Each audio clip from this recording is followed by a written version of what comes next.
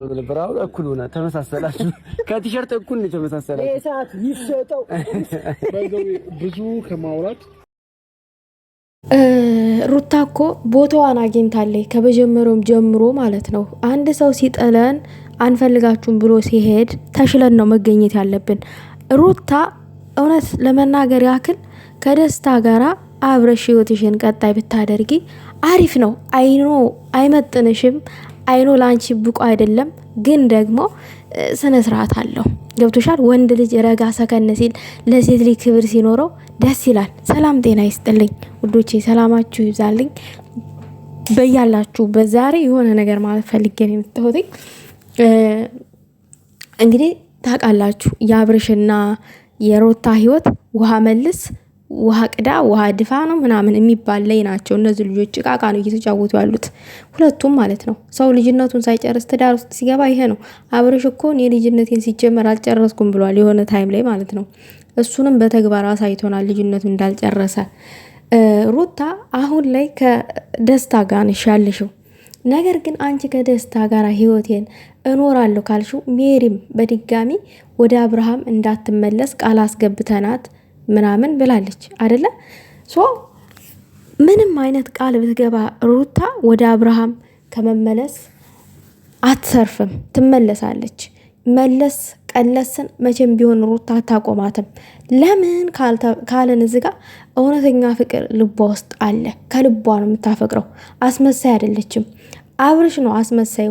አስመሳይ ስለሆነ ነው የተዋት። እውነተኛ ፍቅር ቶሎ የሚለቅ አይደለም ውዶቼ። የሆነ ተስፋ መቁረጥ አንችልም።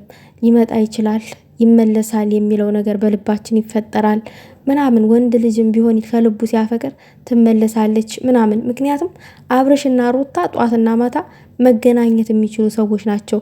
አንድ ቤት ነው ያሉት፣ አንድ አካባቢ ናቸው ያሉት አይደለ? ስለዚህ ተራርቀው አይደለም የሚኖሩት። አሁን እሷ ውጭ ብትሆን፣ ውጭ ሀገር ብትሆን፣ ወይንም አብርሽ ውጭ ሀገር ቢሆን፣ ሩታ ኢትዮጵያ ብትሆን በእንደዚህ አይነት ክፍተት ውስጥ መረሳሳት ይችላሉ። ነገር ግን ደግሞ አንድ ሀገር አንድ ሰፈር እየኖሩ እንዴት ነው መረሳሳት የሚችሉት? ሴት ልጅ ቶሎ ተስፋ አትቆርጥም ውዶቼ፣ ሴት ልጅ ቶሎ ተስፋ አትቆርጥም። እና መቼም ቢሆን ሩታ ወደ አብርሽ አትመለስም ማለት አንችልም። ትመለሳለች። መቼም ቢሆን ደግሞ ከህይወቱ አትወጣም። ለምን? ከልቡ አፍቃሪ ናት። ፍቅር ከባድ ነው ውዶቼ። እንተው ብንል ራሱ መተው አንችልም። እንርሳ ብንል ራሱ መርሳት አንችልም ከልባችን ስናፈቅር። አሁን ሩታ ብዙ ጊዜ አብርሽን ለመርሳት ታግላለች ከደስታ ጋር ከዳኒ ጋር ምናምን ነገር ግን ደግሞ መርሳት አልቻለችም። አብርሽ እኮ አሁን ላይ ለእሷ ክብር ሰጥቷት አይደለም። ለሄርሜላ የሰጠውን ክብር፣ ለሄርሜላ የሰጠውን ጊዜ ሄርሜላ ጋር የተለያየ ቦታ ላይ ታይቷል። ከሩታ ጋር ታይቷል? አልታየም። የሆነ ድግስ ላይ ሄርሜላን ይዟት ሄዷል። ባለፈው ለታጥጌ ልደት ላይ ይዟት ሄዷል ምናምን ነገር። ሩታን እንኳን እንደዚህ ልታይ አላለም። ከሩታ ጋር እንኳን አብሮ ማለት ነው። ስለዚህ ወንድ ልጅ ካላከበረን፣ ጊዜ ካልሰጠን፣ የኛ እንዳልሆነ እያወቅን እንደሄደ እያወቅን ራሳችንን መጉዳት የለብንም። አሁን ሩታ ራሷን ነው እየጎዳች ያለችው ውዶቼ። የሆነ ሩታ ከስታ ምናምን ነገር ስላላያችኋት ነው አይደለ ውዶቼ? ጭንቀት ራሱ እኮ ይነፋፋል። ጭንቀት ራሱ የሚዋፍረው ሰው እንዳለ ታውቃላችሁ? እኔ ጭንቀት ያወፍረኛል። የሚያከሳኝ ሀሳብ ብቻ ነው። የሆነ ጭንቀት ብቻውን ሲሆን የሆነ ጭንቅ ሲላችሁ ምናምን ነገር የምትወፍሩበት ሰዓት አለ። ግን ደግሞ ያለማቋረጥ ሀሳብ ውስጥ ስትሆኑ ነው ልም የምትሉት የምትከሱት። እና ሩታ ከስታ ስላልከሳች ወይንም የሆነ ነገር በሰውነቷ ላይ ስላልወጣ ምናምን ነገር እሷ ተመችቷት ነው ምናምን ልትሉ ትችላላችሁ። ኖ የወፈረ ሁሉ ተመችቶት አይደለም፣ እንዳትሳሳቱ። ጭንቀትም የሚዋፍረው ሰው አለ። እና ምንም እኔ አልፈርድባትም በሩታ። እውነተኛ አፍቃሪ ሰው ስለሆነች ነው ከአብርሽ ጋር የምትለው ከልቧ ስለምታፈቅረው ነው።